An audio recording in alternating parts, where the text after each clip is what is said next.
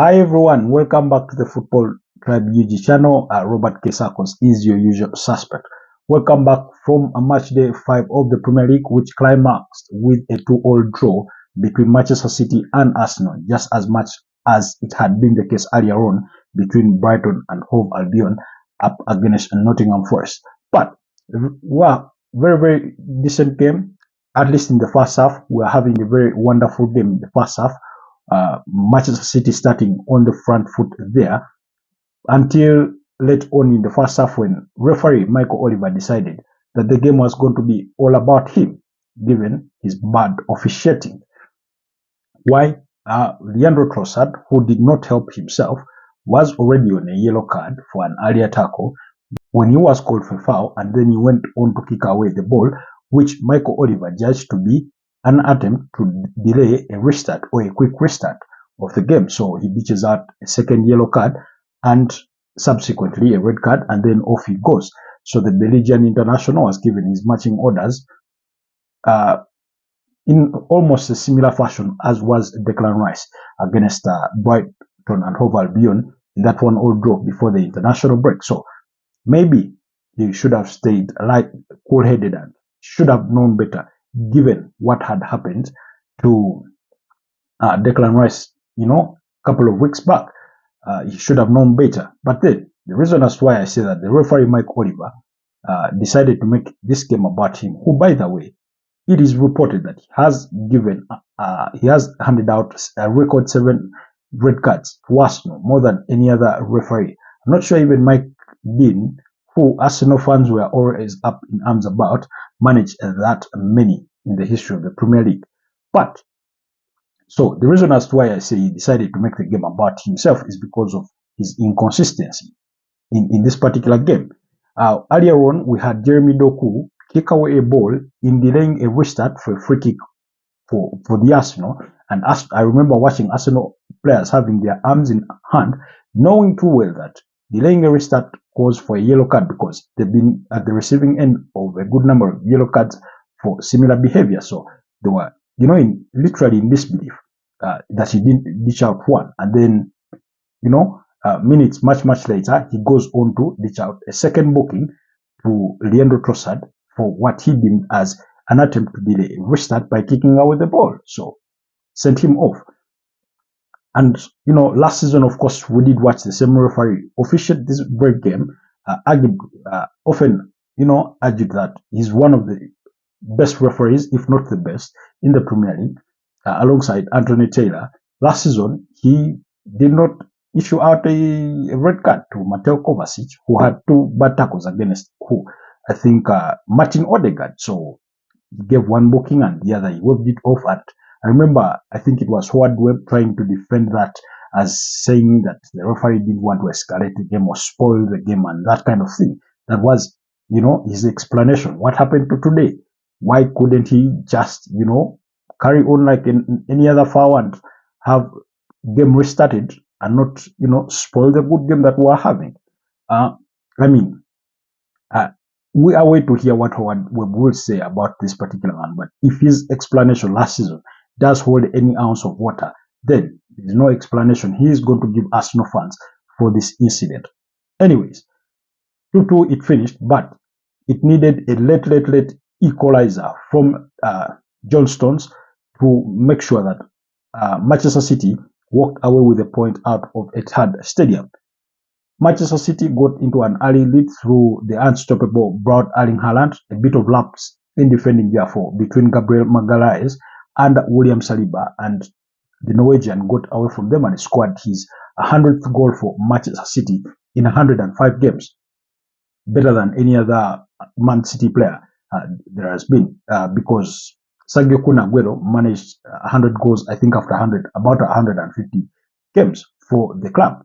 So, and then Arsenal decided to start pushing back, and there they had it. They had an equalizer from their summer signing in Ricardo Carafiori, who started ahead of Ben White in a swap of him going to left back with Jurriën Timber going to right back.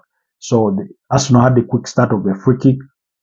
Thomas Partey plays that ball into Gabriel Martinelli, who of course cuts it back for Ricardo Carafiori, and from outside the area he puts that ball at the far post, and it's the back of the net. Of course, Man City players were up in arms, furious that the referee did not permit Kyle Walker to get back in position after having had a discussion with him as Man City captain alongside Arsenal's captain of the day, that was Bukayo Saka. Personally, I did think he had enough ample time to get back. He just didn't run quick back enough or get in better position to mark, Martinelli, who was 10 yards of space to get played in. So they conceded. Even Pep Guardiola was up in arms and very furious. But for me, from an objective point of view, I did think that because he literally moves back to practically where he wants. But of course, as he moves back, he's trying to organize, his teammates and all that thing ahead of the set piece. So Arsenal take it quickly and bang, they level the matters. Then, of course, Arsenal got a corner, their first corner. There was an attempt by Gabriel Magalhaes, but he couldn't hit the target, running away from Jeremy Doku, who was marking him at the time, and leaving him right away at almost near the penalty spot and running on to hit the ball. Now, in the second corner, they swap places when Kyle Walker says, "Now I'm going to be the one to mark Gabriel Magalhaes."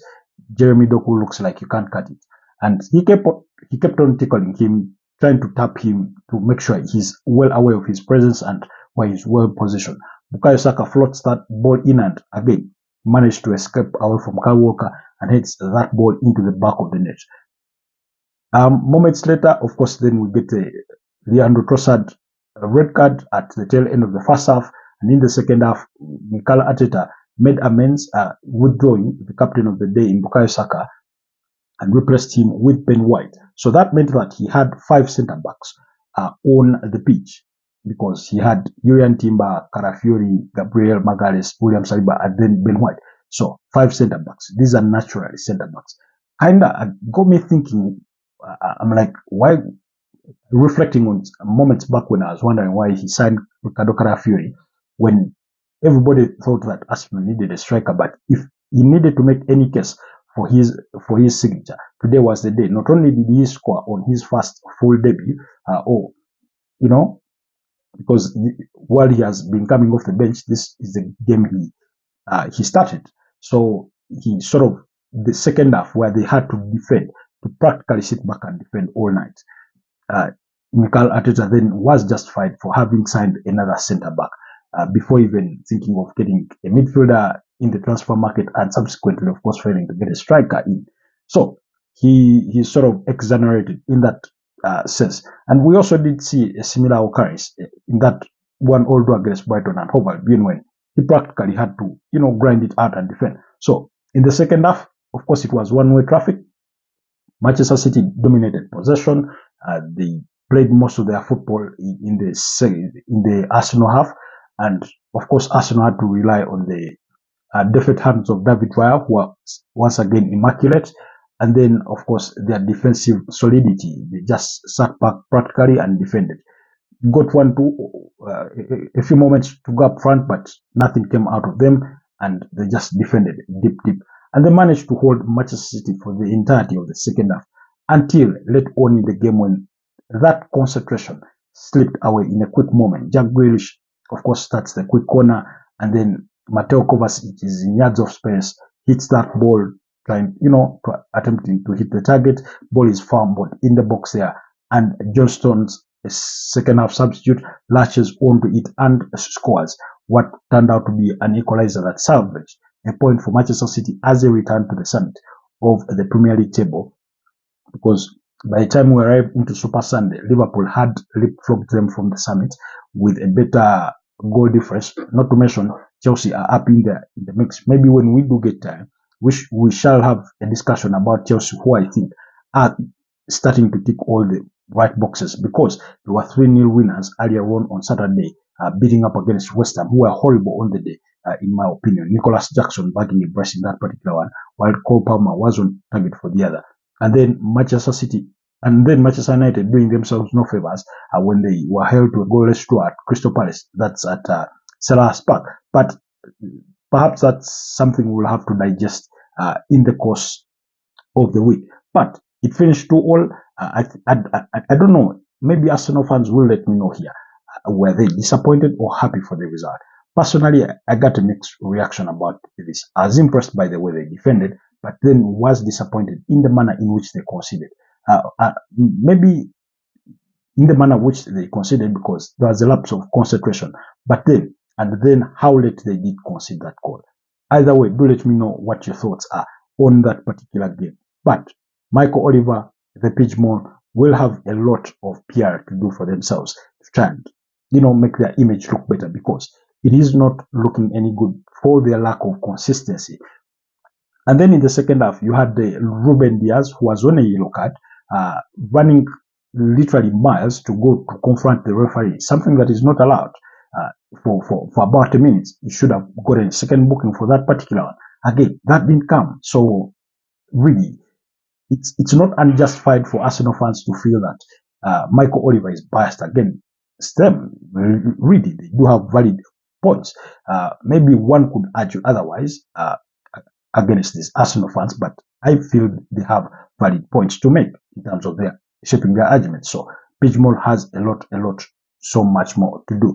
But then, of course, just a quick run through.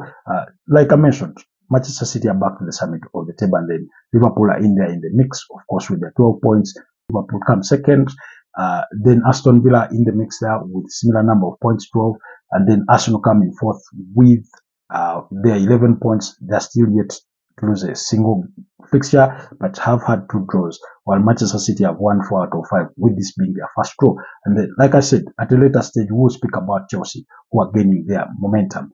But just to quickly run you through the results of the weekend, earlier on Saturday, like I said, Chelsea were 3-0 winners against West Ham, while Aston Villa beat up against Wolves by 3-1. Fulham beat up against Newcastle by 3-1, while Leicester City shared the spoils with Everton, as had been predicted here in a 1-1 draw, just like Southampton did up against Ipswich Town. And then Liverpool beat up against Bournemouth by 3-0, very much expected result, while the other game was between Tottenham beating up against Brentford. Again, a result we did predict that Spurs would win that one, and it was a correct score for our prediction. And then, of course, Manchester United disappointing our predictions, but Man United not doing themselves any favors in sharing the spoils. Anyways, do keep it locked on the Football Tribe UG channel, and let me know what all your thoughts are on that particular fixture from Super Sunday. Stay blessed and have a wonderful start to the week ahead.